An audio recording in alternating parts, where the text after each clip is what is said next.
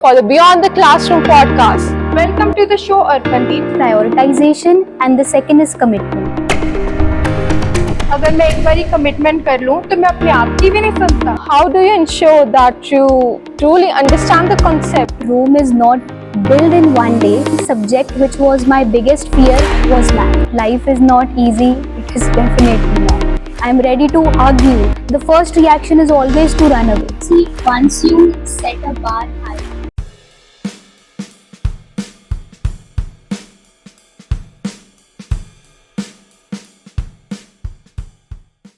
A very good morning. I, Simran Kaur, And I, Bisampreet. from grade 10th, are here for the Beyond the Classroom podcast. We often hear that success is where preparation and opportunity meet. And we couldn't have a better illustration than Miss Arpandeep Kaur. Her outstanding achievement of 98.8% in grade 10th from Silver Rock School, Sushant City to Bathinda is a testament to her own sincerity and determination, combined with hard work and dedicated guidance of her school teachers. Welcome to the show, Arpandeep. How are you feeling about sharing your experience with your juniors? Thank you, Simran. Thank you, Bisam. I am really feeling very great to sit over here. When you are having any experience in your life and you get the opportunity to describe it in front of the people, then you really feel very delighted, because I believe that if someone can gain something from my experiences, then there is nothing more happier than this. Thank you. Arpandeep, would you like to share with our audience that what are the key factors that contributed to your success? I think the key factors that contributed to my success is a healthy and growing mindset. I believe that academics is like a marathon in which we definitely require a healthy and growing mindset which can seek learning from every aspect of life. Everyone has their own way of doing things and learning them. So, what strategies you used and those strategies proved the best for you? Can you share that with us so that we can also adopt them? As you said that everyone has their own strategies, I also believe this thing. I think that for every person, according to their own conditions, their own capacities, they can evolve their own strategies. But one thing which I want to tell everyone is that whatever work you have planned for a day, do it that day only, so that we can prevent any kind of backlogs. And I think backlogs are the major problem in academics. So two things are very important. One is prioritization and the second is commitment. Commitment that I have decided to do this day, so I will complete it before the day finishes. Oh, like Salman Khan's Wanted movie. अगर मैं एक बारी commitment कर लूँ तो मैं अपने आप की भी नहीं सुनता. Yes, right. There are certain things that we have to ratify or mug up. So, how do you ensure that you truly understand the concept to get a 10 on 10 perfect score? You took on the right word, concepts. I have seen students struggling that how can we make our concepts crystal clear. Then after working out, I find out that to make our concepts very much clear that they are in our long-term memory, the best way is self-explanation. One time you listen from a teacher or anywhere you are going to any tuition or any coaching center, then come at home, sit with your books, have a copy or a board with yourself and start explaining yourself as if you are a teacher. The kind of concept which will be cleared from this method that we commonly say as self-study. This is the best way to do self-study and there is nothing more better than this. Oh, that's a wonderful idea. So, you said that you teach the topics to yourself, like becoming a teacher, but you are still a student. So, we all face some academic hurdles. So, can you share with us one such experience when you had to overcome an academic hurdle and what did you learn from that? See, as it is rightly said that Rome is not built in one day, the same thing happened with me. From the very starting, I was not in the top scorers. I was an average child. And the one subject which was my biggest fear was maths.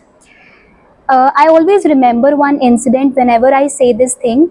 That is, once I got very low marks in maths and my teacher make me stand up in front of the complete class, and she pointed out that I have got such low marks compared to the entire class. And that thing touched me very deep. I came back home, I discussed it with my parents, and then they motivated me that if something is challenging for you, find out why it is challenging. Because somewhere challenges always come in your life to teach you something. And they said that take that first step, take that opportunity, that if this is a challenge, then I am going to make that weakness my biggest strength. And then I took my books with me, I started solving examples, I started doing questions, giving that subject more time rather than perceiving that this is a subject I cannot do. So I think when I believe that I can do this rather than making these kind of negative perceptions, and now you can see the results. I got 99 out of 100 in boards. Oh, that's quite inspiring. But in our life, everything is not easy. Sometimes we get hard times and tough things, challenges. So, how do you stay motivated to learn and excel? As you mentioned that life is not easy, it is definitely not. But I think that the one thing which always keeps you motivating is the one which I mentioned in the starting, the driving force, a kind of a healthy and growing mindset, so that from challenges also you can stay, like you can stay very confident in front of those challenges. Like challenges come, I'm ready to hug you and I'm ready to learn everything which you can teach me. And I think three people, and one is not even people, God, parents, teachers, the things which they teach us, things we learn from their experiences, they help the most to overcome every kind of challenge. Either it is during your growing age, like during puberty, or in academics, or you are participating in any competitions, you are stepping out of your house. Those experiences have a different kind of touch, and more you can always grow more stronger from those challenges. So, as you said, that whenever a challenge comes, we should just hug it and bravely confront them. But whenever a challenge comes to me, my first reaction is just run away.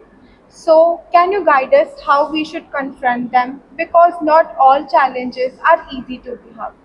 Once I heard a quote, they mentioned that fear has two meanings. As you said that when you face challenges, your first reaction is to run away. For me, it was the same. And I think for any person who is facing any kind of challenges, the first reaction is always to run away. But then after reading that quote, learning from my experiences, I took over the second definition that said, face everything and rise. So when you have this kind of mindset, then you can face every challenge and you can get the best output from that, whatever it has come. See, definitely whenever I face any challenge, I get stressed, I feel very pressurized. But every person has their own kind of ways in which they feel that okay, if a challenge is there, this is a place or this is a time or this is a method with which I can feel calm. And it's very important to be in a state of calmness if you want to face any challenge. For me, the thing which works the best is to spend some time with my parents and also to go out, take a walk in the garden, have some visualizations of the nature. And one thing which is very best for me is to just drink one glass of water and praying to God that if you are with me, everything will be fine. So, you must be facing a different kind of pressure these days, a pressure of being a high achiever. So, do you think that being a topper brings different kind of responsibilities? If yes, what are they? See, once you set a bar high, then the expectations of every person who's surrounding you increases. And we cannot also blame the society if they are having a more high expectations from us. So as I have recently mentioned that I have a way of mind to deal with the pressure, same thing I'm doing right now also. And the other thing is, as you talked about the set of responsibilities, Definitely, when you are a high achiever or a achiever in any of the field, it brings so many responsibilities. One, that you have to be humble. Second, that if any person is feeling that he or she needs any kind of help from you, then whatever you can do from them, you have to do. That's so meaningful. You know that nowadays everyone is addicted to social media. So, are you there on social media?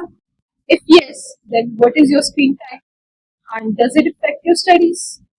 If no, then how do you stay updated? And don't you have the FOMO? See, I'm not there on any of the social media platforms, and I believe that in order to stay updated, we have other means also. I know that social media can also provide us so much of information, but the intensity of all what that is wrong, that is more on those platforms. So to stay updated, I always discuss the things with my elders, or newspaper is the best thing because newspaper makes you calm also. Like you are sitting for a long period of time, not very long also, but then you indulge a habit of reading and you indulge a habit of sitting, that will also help you in other fields, definitely studies. So, as you know that other students face problem in managing their time. So, how do you manage your time effectively between academics and other interests? Time management, it is actually a issue which I believe that not only students but every person faces, and the best way to manage time is to not manage time. We believe that time management is to just make a timetable, and I think that that is our biggest mistake. Rather than making a timetable, you just make a to-do list. That is more productive and that is more realistic. That in this day, as I mentioned earlier also, that if I have committed to do this work in this day, then I have to complete it. So that's the thing. So, beside academics, we all have our hobbies and interests, that which we do to relax our mind. So, what are your hobbies and interests, and how do they enrich your life? See, as you said, that hobbies and interests are very important because they always give you relaxation. I also do have many hobbies and many interests. One of it is to do painting or sketching, to sing songs, and to also dancing is also one of my hobbies. So all these hobbies are the one which enrich my life and it makes me more happier even if I am stressed or I'm facing any kind of pressure. If I talk about interests, so I have interest in sports also. I have tried playing badminton and many other sports also, football or sometimes cricket. Everyone sees success in a different way. So, how do you define success? See, for me, success means that today you are better than yesterday. Success, what we people assume, is that a person is standing on the top and he is holding a trophy, she is holding a trophy. But what I believe is that every person who is doing something better the next day as compared to yesterday is successful. For me, this is the definition of success, and I think that we have to make our today so proud, so better that our yesterday gets jealous. Can you tell me the rule that you make if you're group in charge of any study group? I think if I would be in charge of any of the study group, then one thing which I'll make sure is to always admire, to always respect the new coming ideas, because I think we should not limit studying only to the textbooks, and we should always think out of the box, or we should always think of something new, and I think this would make our group very much healthy with healthy discussions. As you are academic achiever of the school, can you tell us that what were your secret mantras that you used during your preparation time? I think there is nothing like a secret weapon or a secret mantra. I think a person develops the strategies according to their own abilities. And what I did was simply, as I said earlier, also to do my task on time, to prioritize my work. And I think this simple thing, rather than getting into so many things, so many paths, we should just fix on one path, one idea, one vision, and the things will be perfect. Oh, yes, yes. You also focus on at one point. But even your friends also says that you textbooks in your lunch and dinner. Do you think co-curricular activities are also important? Did you ever participate or not? Definitely, co-curricular activities are very important for the overall holistic development of a person. And yes, I participated in many of the activities. I also participated in games in 8th, 9th standard also. The only time when I didn't was at the peak preparation time when the boards were very near. At that time, I just avoided these things, but still, my parents also said me, my teachers also, that I should go for these things at that time also to freshen me up. So I think that, as you mentioned, holistic word. So for this thing, for the development of a personality, we should definitely indulge in these things. Can I ask you some questions beyond academics? Yes, sure. Suppose you are alone on an island with some textbooks, books, calculator, and a pen. How will you survive? And of course, some fruits also. This is actually a very interesting question. The very first thing which I would do is I would try to contact the people around me. I would try to search if there is anybody, any life possibility, means animals would always be there. So I would always try to protect myself from them, and I would use the fruits, as you mentioned, which are available there judiciously and not intake them in one go. Second thing is that I can also search for some kind of transmitters if there were some people living at that island earlier. So might find some remains there. So from that I can get a clue. Third thing which I could do is to try to wave my hands in the air, or in night I can try having some sticks and burn them so that I can contact the people around, the ocean people. This is all what we can do. And the last thing is to always have a vision that problems comes with a solution. Just we have to find out without hesitating. I also want to ask you one question. When I was small, I always think or wish that I have that Doraemon's everywhere door and time machine to move anywhere without any restriction or move to past and future. If you have a chance to invent that kind of gadget, what would it be? Do you also wish to that kind of gadget? First thing would be that why should we get a single gadget? We can have Doraemon only with us all the way. Every kind of gadget we can get it from him. The other thing is, if we talk about a single gadget, then sometimes I feel that if we have sit for some hours and we want to study for long hours, then to go out and like to have bath, to eat food, it feels sometimes disturbing. So if this can be done while sitting on that same place also, then it would be fine for solving this problem. Every one of us have their own secret. So, what's one secret about you that you think that your parents or teachers would be surprised to know? Well, I don't want to surprise my teachers and parents. Okay, so one last question. If you could give one piece of advice to your own self, what would it be? This is the piece of advice which not only I would like to give myself, but everyone around me gives me, my friends also, and my teachers, my parents also, that I need to become socially active, because many a times I avoid the group kind of things. Even I don't like to be surrounded by many of the people, but somewhere I think that now it's important that we should relax a bit from our ongoing schedule. Thank you once again, Arpandeep, for joining us and sharing your valuable insights. This is all for this segment. Stay tuned for the next episode of Beyond the Classroom. Featuring Podcast with Podcast Man. This is Neil Gagan Simran and Bisam. signing off for the day.